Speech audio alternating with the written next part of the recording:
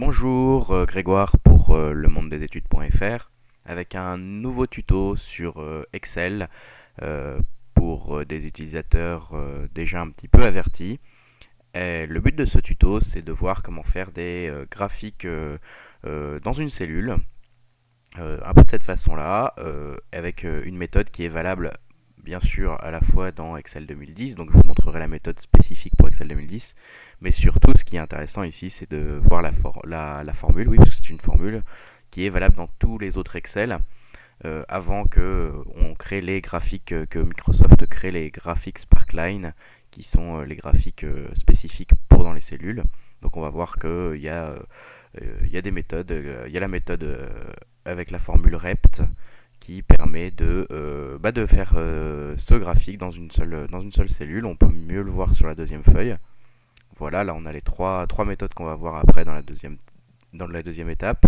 Le graphique Sparkline, qu'on verra rapidement parce que tout le monde n'a pas Excel 2010 ou 2013. La formule rept avec la petite technique pour pouvoir mettre les barres les unes à côté des autres est présentée comme ça. Et puis la technique qui marche également partout, du graphique réduit. On va commencer par le plus simple. Hop, on va d'abord regarder, il y a une série de nombres aléatoires ici, donc je ne détaille pas la formule, mais en gros si vous faites aléa égale aléa, parenthèse, vous obtenez un nombre aléatoire dans Excel, avec la nouvelle formule aléa entre bornes, on la voit là. Aléa entre bornes, voilà, vous pourrez préciser minimum 10, maximum 100 ici. Voilà, dès que je tape F9, vous voyez, ça change les données, ça rafraîchit. Alors dans Excel 2010, la méthode la plus simple pour faire un graphique, alors quand il est vertical comme ça, une base un tableau vertical comme ici, les graphiques Sparkline ne marchent pas très bien puisque les graphiques Sparkline sont surtout dédiés en fait aux histogrammes de cette façon-là, horizontaux. Les graphiques en barre, on va plutôt utiliser la mise en forme conditionnelle. Alors je vous montre rapidement de quoi il s'agit. Je vais d'abord écrire égal la formule, la cellule d'à côté. Comme ça on aura bien la bonne valeur dans chaque cellule. Et puis ici je vais aller dans l'onglet accueil, insertion ici d'une mise en forme conditionnelle. Je clique dessus et je vais créer une nouvelle règle. Alors par défaut, dans Excel 2010, on peut mettre en forme toutes les cellules d'après leur valeur. C'est le premier choix par défaut dans Excel. C'est ce qu'on va choisir. Ici, par défaut, il propose une échelle à 2 couleurs. Donc on pourrait choisir ça pour faire une jolie carte de chaleur. Pour dire, plus la valeur est élevée, plus elle va être foncée ou plus elle va être claire, etc. Ici, on va pas se servir de ça. On va prendre le menu déroulant et on va prendre barre de données. Barre de données. Ça va donc nous créer, comme on voit dans l'aperçu ici, une petite barre, tout simplement, qui va se remplir en fonction de la valeur que la cellule contient. Alors on peut choisir tout de suite si on veut uniquement afficher la barre ou afficher la barre et la cellule. Alors moi je veux afficher que la barre dans le cas présent, donc c'est ici que je coche, afficher la barre uniquement. Vous voyez que je peux choisir la couleur bien sûr de la barre, on va la changer un peu pour faire autre chose. Je peux choisir même de faire un petit dégradé de couleur, je préfère en uni, je peux mettre une bordure ou pas de bordure. Voilà, donc ça on peut un peu customiser sa barre ici, puis il suffit de cliquer sur OK, et voilà, on a terminé, on a un graphique qui est automatique et qui est contenu dans une seule cellule. Voilà, si j'actualise, on voit que notre graphique s'adapte à la valeur que la cellule contient. Alors le gros avantage, c'est qu'en plus, quelle que soit la valeur qu'on aurait choisi, là j'ai choisi de faire entre 10 et 100, mais Excel en fait fait automatiquement une barre qui prend la bonne dimension, donc c'est-à-dire que la dimension maximale sera calculée en fonction de la valeur maximale qu'il y a dans votre tableau. Donc vous aurez tout de suite un graphique qui est proportionnel à vos données. Alors bien sûr, si on n'a pas Excel 2010, l'intérêt de ce tuto c'est de voir comment on peut faire pour faire à peu près la même chose, bien que ça ne sera pas exactement la même chose, ça c'est sûr. Alors le secret c'est d'utiliser la formule rept comme répétition. Donc on va la taper, on va regarder tout de suite comment elle marche, égale REPT, rept, parenthèse. On voit que quand je la tape avec Excel 2010, il y a une petite aide tout de suite qui s'affiche. Donc répète un texte un certain nombre de fois. Utilisez rept pour remplir une cellule avec un certain nombre d'occurrences d'une chaîne de caractères. Alors plus concrètement, ça va si je lui dis et rept parenthèse, je tape mon texte, donc j'ouvre les guillemets. On va essayer avec un texte pour l'instant n'importe quoi, on va dire bla. Je ferme le guillemet, je mets point virgule et le nombre de fois, on va tout simplement choisir la valeur de notre case dont on cherche à afficher le graphique. Et je ferme la parenthèse, je fais entrer. Donc là, vous voyez qu'il est répété, l'occurrence bla, 65 fois. Donc c'est énorme. Alors c'est pas loin de ce qu'on veut faire. On va tout simplement reprendre notre formule. Donc là, je la supprime. Je réécris égal rept, égal rept. Ouvrez la parenthèse. Ouvrez le guillemet. Et comme texte, je vais choisir la barre verticale qui se situe sous le 6 et que vous pouvez tout simplement taper en faisant Alt-GR à côté de la barre espace et votre pavé numérique, votre pavé 6 sur le clavier. Donc voilà, je ferme les guillemets, point virgule, toujours, on n'oublie pas, et cette fois-ci, je vais lui demander de la répéter 90 fois. Alors 90 fois, je vais tout de suite prévoir le coup, ça peut être des valeurs assez énormes, hein. Là je me suis arrêté à des valeurs aléatoires jusqu'à 100, mais peut-être que vous parlez de salaire, et dans ce cas ça peut être je sais pas, 2000 euros brut, donc 2000 ça va faire un peu beaucoup de fois, donc on va tout de suite créer un diviseur. On va diviser notre valeur qu'on va répéter par un certain nombre de fois. Ici, vous voyez que c'est pour ça que j'ai mis un chiffre 3 en rouge, c'est notre diviseur que je vais choisir pour l'instant. Et ce diviseur, comme il sera toujours le même pour toutes les cellules, pour que ça soit bien proportionnel, je vais le fixer avec des dollars, donc $H, $2. Je ferme la parenthèse, je fais entrer, et je double-clique sur le coin en bas à droite de ma cellule pour que la formule se copie sur toutes les cellules qu'il y a juste en dessous dans le même tableau. Alors, vous voyez qu'on n'est pas loin de ce qu'on cherche à faire, hein, c'est pas mal, il n'y a plus qu'à changer éventuellement la police, donc moi je suis en Arial. Là je vais la changer, je vais passer en Airport qui marche assez bien chez moi. Alors n'hésitez pas à essayer, hein, plein de police pour voir un peu ce qui se passe et quelles têtes ont vos nouvelles barres. Je crois qu'il y a Script qui marche bien aussi.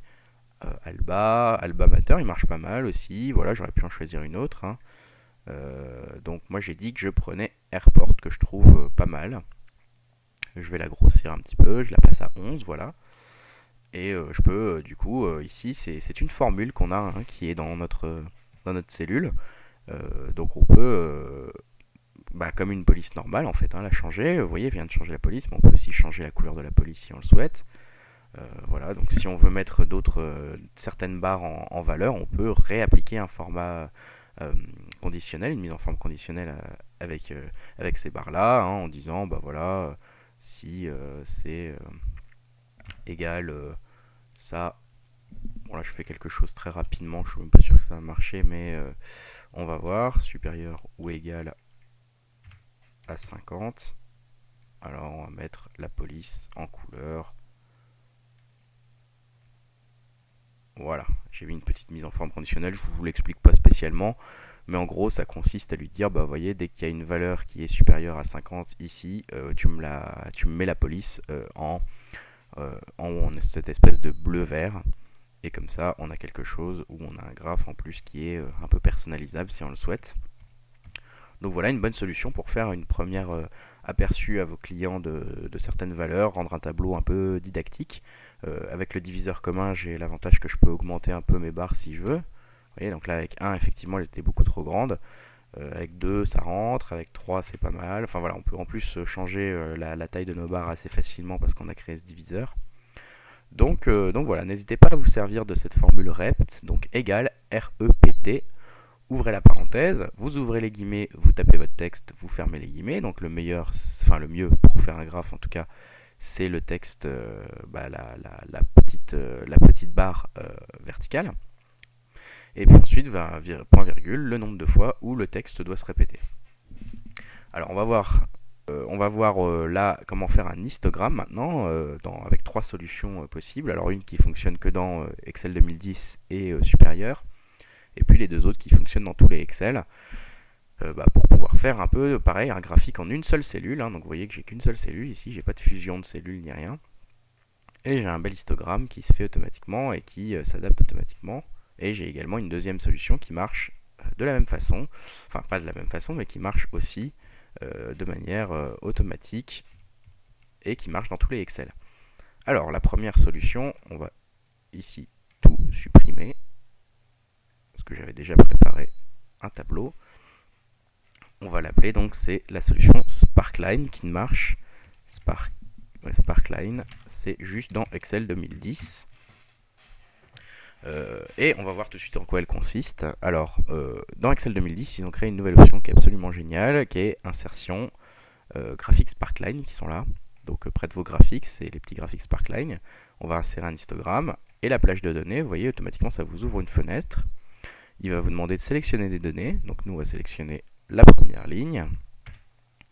Et la plage d'emplacement, donc là où va se situer notre graphique, I17, c'est là où on veut, ça tombe bien. Et voilà, automatiquement, vous avez un graphique Sparkline qui s'est créé en histogramme, comme j'avais demandé, et qui va être en plus personnalisable, et qui s'adapte à vos données. Donc là, je fais F9 pour rafraîchir la feuille, et ça s'adapte automatiquement. Alors, on peut le personnaliser en plus, donc par exemple, dans le bandeau, dans l'outil, dans l'onglet qui s'est ouvert sur les outils Sparkline, on peut cocher par exemple point haut et point bas. Vous voyez qu'automatiquement il y a une couleur qui a changé. Là, on va peut-être passer dans une autre couleur. On peut changer le thème de notre graphique assez facilement. Et on peut personnaliser tout ça. Donc par exemple, le graphique de base ici, ma couleur Sparkline de base, c'est cette espèce de bleu-vert, vert d'eau comme ils appellent, foncé. Très bien. Je peux changer la couleur des marqueurs. Donc par exemple, pour mon point haut actuellement, il est dans ce bleu-vert un peu plus clair. Moi, je vais le mettre en vert foncé, voilà, pour qu'on le voit un peu mieux. Et pareil pour mon point bas, cette fois-ci je vais le mettre en rouge. Bon, même si on ne le voit pas des masses, c'est le petit trait en bas, il est rouge. Donc voilà, vous avez en quelques clics créé un graphique automatique. Et si je sélectionne le coin en bas à droite de ma cellule, il y a une petite croix qui se dessine sur ma souris. Je n'ai plus qu'à cliquer, à maintenir cliqué et à tirer vers le bas. Et ça copie automatiquement mon graphique Sparkline en prenant en compte les valeurs qui sont à côté, adjacentes. Donc ça va créer automatiquement des graphiques Sparkline dans toutes mes cellules et ils seront tous adaptables automatiquement en fonction de la valeur avec en plus la couleur qui change bien de place comme il faut, etc. Donc option très puissante. Deuxième option, malheureusement, parce que Sparkline n'est pas disponible dans les anciennes versions d'Excel, on va encore à nouveau utiliser la formule rept comme on vient de le voir. Donc en quoi ça consiste cette fois-ci? On va faire la même chose, donc je vais dire égal rept, donc égal répété, j'ouvre la parenthèse, le texte qui va être répété, j'ouvre les guillemets, ça sera la barre verticale, je ferme les guillemets et je mets point virgule et il va répéter le nombre de fois cette barre. Donc ici je choisis ma première cellule, là qui a pour l'instant la valeur 5, mais c'est cette valeur qui va changer. Et puis en prévision éventuelle qu'il y ait des valeurs qui soient très grandes dans un tableau, je vais tout de suite la diviser. Donc je fais slash, donc divisé par le diviseur qui sera ici et qui sera toujours le même. Voilà, donc je le fixe avec des dollars, $B16. Donc là, ce sera toujours divisé par 2. Je ferme la parenthèse et je fais entrer. Vous voyez que ça marche. Ça m'a répété ici. Alors je vais changer le diviseur par 1. Voilà, ça m'a répété ma barre 13 fois. Donc là, j'ai 13 fois la barre. Donc on est encore loin de ce qu'on cherche à obtenir, mais déjà ça commence à être intéressant. Alors première chose qu'on veut faire, nous c'est un histogramme, donc c'est pas un graphique en barre, donc un histogramme c'est horizontal, donc on va transformer ce texte pour qu'il soit horizontal. Donc je vais tout simplement faire clic droit, format de cellule, et dans l'alignement du texte, c'est pareil dans les anciens Excel, vous pouvez tourner votre texte ici à 90 degrés. Hop, et voilà, déjà on a quelque chose d'assez intéressant. Deuxième chose que je vais faire, ça va être pour plus tard, ça va être nécessaire, je vous réexpliquerai à ce moment-là, mais c'est à nouveau dans le format de cellule, donc clic droit, format de cellule, je vais aller renvoyer à la ligne automatiquement le texte. Hop, ça ne change rien, c'est normal, mais c'est une opération qui est nécessaire pour la suite, puisqu'on va demander en fait à Excel de nous écrire dans une première ligne cette répétition qu'on vient d'écrire, puis de passer une ligne, d'aller écrire une deuxième répétition avec la valeur qui est dans la deuxième cellule, on va passer une ligne, répétition avec la troisième cellule, passer une ligne, répétition avec la quatrième cellule, passer une ligne, répétition avec la cinquième cellule. Alors pour passer une ligne dans Excel dans une formule, il y a une formule pour ça, c'est tout simplement, alors il faut lui dire qu'on va passer à une autre formule, donc là il y a la première partie, je vais me mettre là, on la verra peut-être mieux, il faut lui dire l'esperluette, donc le signe et, Ça veut dire qu'on va créer une nouvelle formule. Excel va comprendre qu'on va créer autre chose maintenant. Donc là, la formule pour passer une ligne, c'est tout simplement CAR, car, caractère, entre parenthèses, 10. Fermez la parenthèse. Donc là, ça dit à Excel, écris-moi la barre, le nombre de fois qui est écrit dans C17, mais divisé par le diviseur qu'on a écrit. Ensuite, passe-moi une ligne, et ensuite, donc je le remets un et. Ensuite, je vais recopier tout simplement ma formule. Donc là, je fais CTRL-C en la sélectionnant, CTRL-V. Et au lieu de répéter C17, je vais répéter ce qui est à côté des 17. Et voilà, je fais entrer, et vous voyez que ça m'a effectivement créé deux barres, l'une à côté de l'autre, qui reflètent les valeurs qui sont en C17, donc 9 et 6. Je vais les actualiser avec F9, vous voyez que ça monte, ça bouge bien en fonction de ce qu'on veut. Voilà, on arrive à quelque chose d'intéressant là, qui est, vous voyez que là maintenant il y a 3 barres qui se sont créées d'un coup. Alors, je ne sais pas si on le voit bien, si il y a 3 barres là. Pourquoi il y a 3 barres alors que j'ai demandé que 2 valeurs pour l'instant?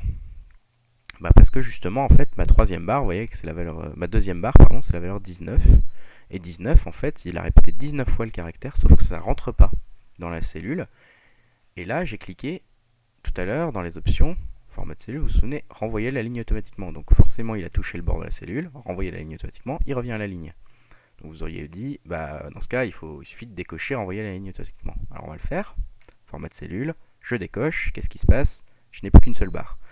Oui, parce que là, Excel, si on lui dit de ne pas renvoyer la ligne automatiquement, il ne comprend pas le caractère 10. Donc dans notre formule, le saut de ligne égale caractère 10 ne marche plus. Donc il faut qu'on garde ce renvoi à la ligne automatique. Alors comment supprimer cet aspect qui crée une nouvelle barre à cause du renvoi à la ligne? Tout simplement grâce à notre diviseur. On va diminuer un petit peu la taille des barres. Par exemple, si je divise le nombre de répétitions par 2, hop, automatiquement on repasse sur 2 barres, donc c'est peut-être plus agréable. Ça va également être modifiable par la police. Donc si je reviens, là je suis en Arial, si je reviens en airport, elle est beaucoup plus condensée, c'est beaucoup plus petit, même si je repasse avec un diviseur 1 et que j'écris 20 ici, vous voyez, ça ne revient pas à la ligne puisqu'on est sur une police beaucoup plus serrée, donc il n'a pas l'espace d'aller à la ligne. Mais donc ça, il faut y penser quand vous faites un graphique en une seule cellule avec la formule rept, attention à la taille de votre cellule, parce que les renvois à la ligne peuvent créer des nouvelles barres. Donc n'hésitez pas à mettre un diviseur et à vous en servir pour diminuer la taille de votre graphique. Comme ça vous servira à contrôler un petit peu ce qui va rentrer. Donc on n'a pas terminé avec ma formule. Alors pour l'instant, je vais revenir en Arial. Hop, et je vais revenir en plus grand. Voilà. Et on va la terminer. Alors voilà, pour l'instant, j'ai donc fait répétition du premier du caractère barre, le nombre de fois 9 divisé par 2, et on saute une ligne, donc c'est bien ça, et on remet une nouvelle formule, on répète le caractère, cette fois-ci on divise 14 par 2, et on va le répéter autant de fois, et il n'y a plus qu'à copier-coller et puis à continuer. Alors, je sélectionne tout ça, je fais CTRL-C, je me mets ici, je mets CTRL-V, et j'ai plus qu'à changer le D17, et aller sélectionner E17. Je me remets à la fin, je fais CTRL-V, je resélectionne mon D17 et je vais sélectionner mon F17.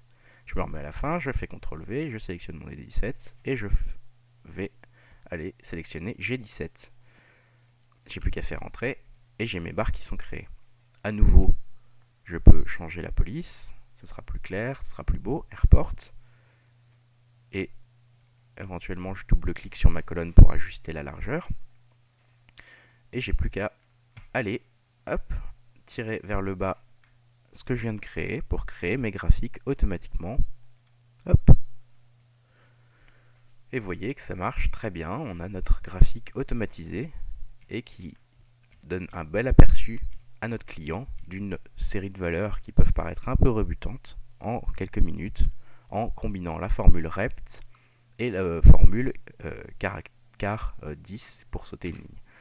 Voilà, donc là, vous pouvez également encore continuer à jouer avec votre diviseur pour voir la taille de vos graphiques jusqu'à ce que ça convienne parfaitement. Alors n'hésitez pas à diviser un peu plus que nécessaire pour ne pas avoir ce fameux problème de renvoi à la ligne automatique.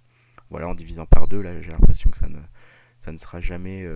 va jamais revenir à la ligne puisque ma valeur maximum dans le tableau, si je me souviens bien, voilà, j'ai demandé à 20 maximum, donc si je tape 20, Voilà, on voit qu'on est loin de la première, de la hauteur, donc je pourrais même encore diminuer un peu mon diviseur, peut-être 1,5, peut-être même 1, peut-être que là ça rentre, 1,3. Voilà, là je pense qu'on est pas mal. Et puis ici, je vais remettre un nombre aléatoire. Et voilà, vous avez avec la formule rept, en quelques étapes,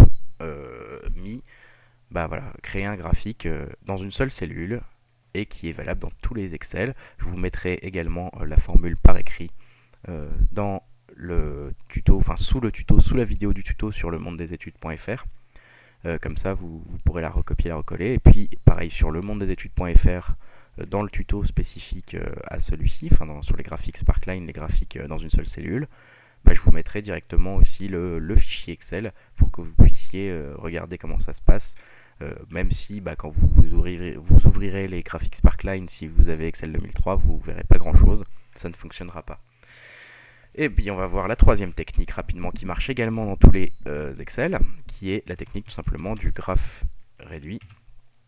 Alors le graphe réduit, ça consiste tout simplement à sélectionner nos données et à aller dans insertion graphique. On va insérer un histogramme 2D, le voilà, puis on va le retravailler un petit peu. Donc je vais supprimer la légende, je vais sélectionner le fond, je vais supprimer, je vais sélectionner l'axe, je vais le supprimer, je vais sélectionner le deuxième axe des abscisses, je le supprime. Je vais aller dans format, clic droit, format de la zone de graphique, aucun remplissage, pas de bordure. Hop, format de la zone de traçage, clic droit, aucun remplissage, aucun trait. Et vous voyez qu'on a un graphique transparent là pour l'instant, mais qui reflète bien nos valeurs. Et en fait, il n'y a plus qu'à l'adapter tout simplement à la taille d'une cellule. Donc pour bien le déplacer dans Excel, je le sélectionne, vous voyez le côté, et je appuie sur Alt en même temps. Et là, ça contraint les déplacements à suivre où sont nos cellules tout simplement. Voilà, je vais me mettre un peu plus vers là. Alors ça, je vais me le réduire un peu tout de suite en fait. Donc là, je me mets en bas à droite et je le réduis. Et comme je le disais, avec Alt, en appuyant sur Alt avec la souris en même temps, je contrains le déplacement à la taille des cellules. Une fois que je suis dedans, je vais aller sélectionner la zone de traçage et je vais la tirer au maximum, à la fois horizontalement et verticalement. Et puis je vais à nouveau réduire tout en maintenant Alt pour contraindre encore une fois la réduction à la taille d'une cellule. Une fois que j'ai terminé, je peux éventuellement aller sélectionner mon graphe, faire clic droit et dans les mises en forme de données, alors ça c'est pas exactement pareil dans les anciens Excel que ça se passe, mais dans l'Excel 2010 vous pouvez lui dire on va demander un intervalle moins large pour élargir les barres. Si je me souviens bien, dans Excel 2003 c'est en faisant clic droit, option, et on peut également dans les options sur les barres choisir leur largeur d'intervalle. Voilà, donc on a un peu terminé. On peut effectivement le personnaliser si on le souhaite. Voilà, est-ce qu'il y a quelque chose d'autre à faire? Mise en forme de aucun trait, j'avais oublié. Format de la zone de graphique, aucun remplissage, aucun trait, c'est ça que j'avais pas personnalisé. Voilà. Donc voilà, là j'ai mon graphique qui est bien, qui est propre, qui n'a pas de trait autour et qui est transparent. J'ai plus qu'à le copier et à le déplacer. Donc là je vais tout simplement sélectionner mon graphique, appuyer sur CTRL et bouger avec la souris. Voilà. Avec Alt, je contrains son déplacement à aller dans cette cellule ici. Et puis avec clic droit, je vais sélectionner les données. Hop. Et je fais entrer. Je vais le refaire une troisième fois. Je le déplace tout en maintenant CTRL, ça le copie. Je contrains le déplacement en appuyant sur Alt.